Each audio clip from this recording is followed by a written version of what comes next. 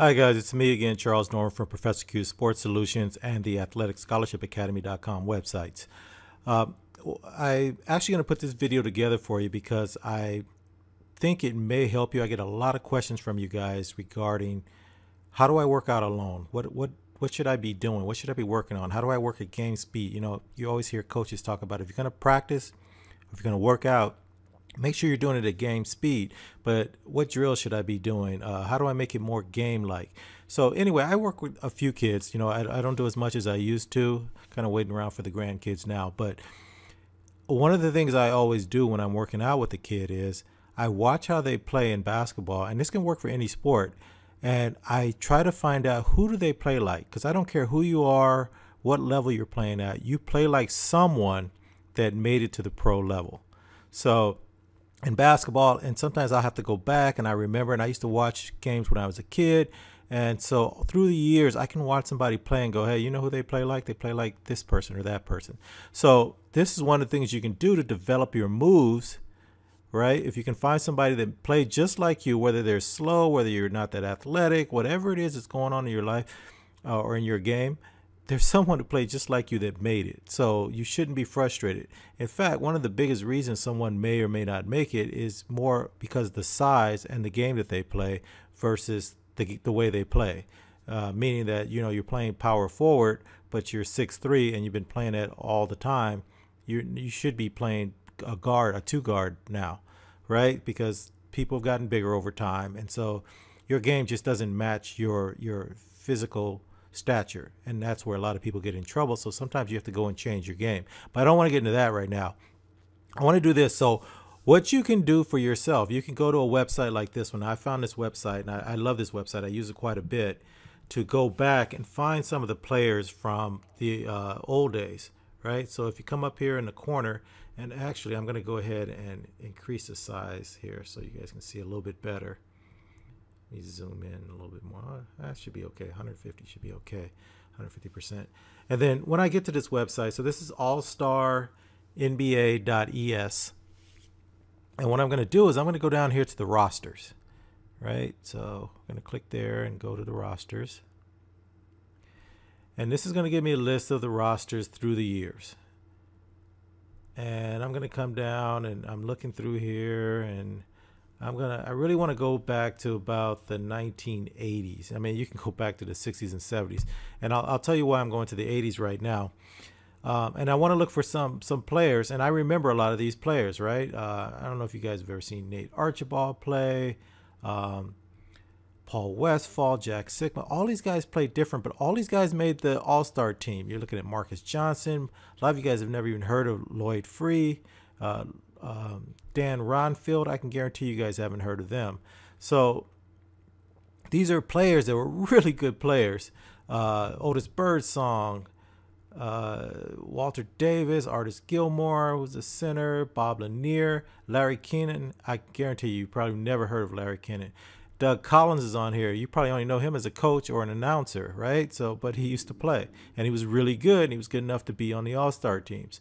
So I'm going to pick one from here that I know most of you haven't heard of, and I'm going to pick him, and it's Elvin Hayes I'm going to pick. And I'm going to choose him not because for arbitrary reasons, but because his game was a little bit, to me, I only saw a little bit of him, but he sort of had a stiff, awkward game to me. I don't know why. I don't want to say anything negative. I mean, he was a great player, but he wasn't your prototypical NBA superstar looking player, but he was an all-star every year. And he wasn't, I know he was athletic, but he just sort of seemed a little stiff to me. So what I would do is I would take his name and open up another tab, and I've already done it, and just go around, and I typed in Elvin Hayes, and then I saw one that said turnaround jumper. And so that's something I would want to work on if I was a big man and I was a power forward, and Elvin Hayes happened to be a power forward. And so you come here and you start one foul against watching each him. team in the first quarter. Intercepted by Hayes. Here, telegraph. Audio here so I can talk over it. And then, I'm going to make the screen larger so we can watch him play. And there's nothing super exciting watching him, but I would start to watch his movement.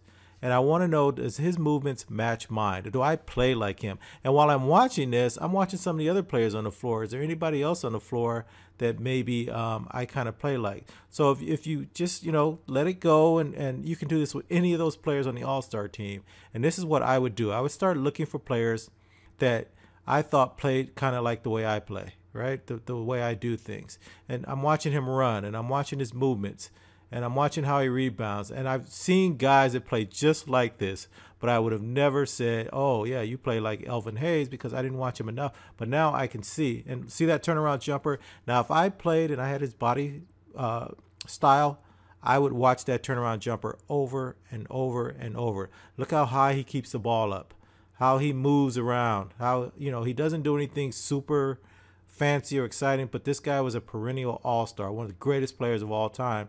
And so a lot of times what we get caught up with, look at that jump shot, how he holds it up. I would be watching that because he plays like me. So we get caught up with a lot of fancy moves and fancy dribbling and all that stuff. Look at how he's posting up. I mean, he's showing you what he's all about, how he plays the game, right? How he digs in, how he gets to where he wants to be. So I don't want to get too far into that. That's just one of the things I want to talk about.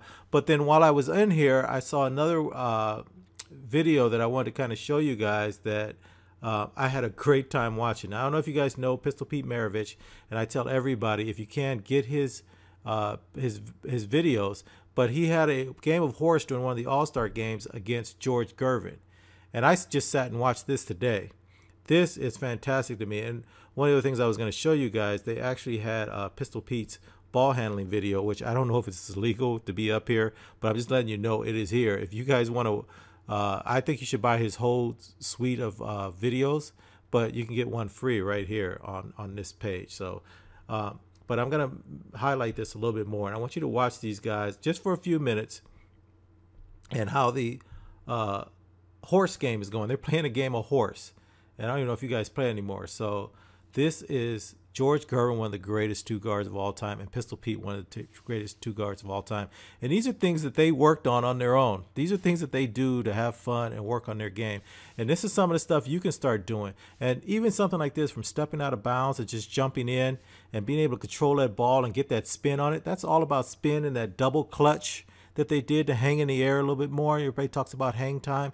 And these guys aren't jumping high through the air on this stuff. They're just playing around. And this is something you would never do in a game.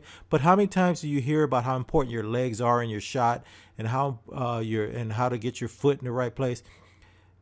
Sitting on the floor, and I talk about this. If you guys are subscribing to my channel, you know I do a whole thing on shooting and the quick release. And the legs, as important as they are for giving you stability, that you should be able to shoot even if you're in an awkward position and you can't get your legs just right, because there's more to it than that. You should be able to shoot regardless of all of that. And this is some of his ball handling stuff that he has on his videos, going behind the back and catching it with one hand and doing a reverse layup.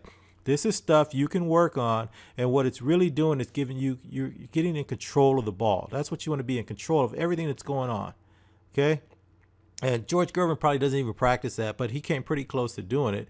Pistol Pete, I think, practices all this stuff, because if you watch his series, his Pistol Pete basketball homework series, you'll see that he does all this stuff over and over again.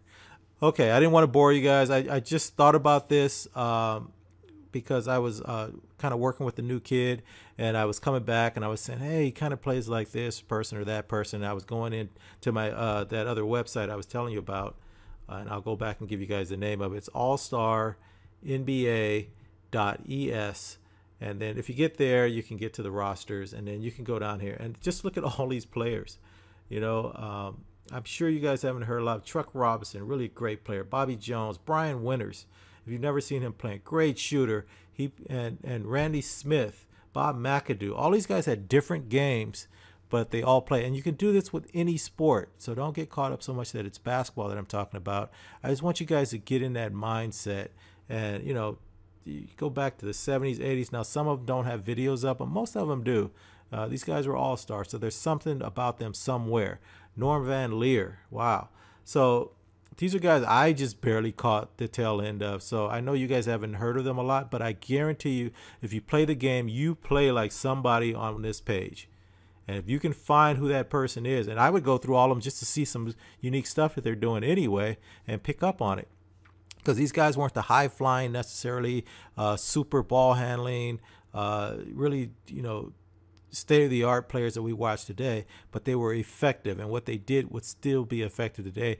And you get a little bit of old school in your game, and you can play when you're tired, when you have your knees hurting or your ankles hurting, you have an injury, you can still get out there and play, because these guys weren't trying to get off the floor and embarrass anybody, or do an and one move and fake somebody out of their shoes. They just played the game, and if you can pick up on some of that, it'll set you apart for what everybody else is doing on the outside. Okay, enough of this. I was really just thinking about it, and I wanted to put something out new this morning, so I went ahead and did this one. Look forward to some other stuff that I'm coming up with real soon. The Athletic Scholarship Academy.com website is really blown up for me, so I'm going to have to make some changes on it, which are going to come soon. And if you're subscribed to my channel, even though I'm going to kind of lock it up a little bit from individuals being able to sign on, I'll take care of you guys if you're subscribed to my channel. And then I'm working on putting together something for basketball on an individual, what you should be doing, how you should be working out, and a bunch of stuff. So you guys will be interested in that too. All right, guys, I'll talk to you later. Best of luck to you, and let's keep them in the game.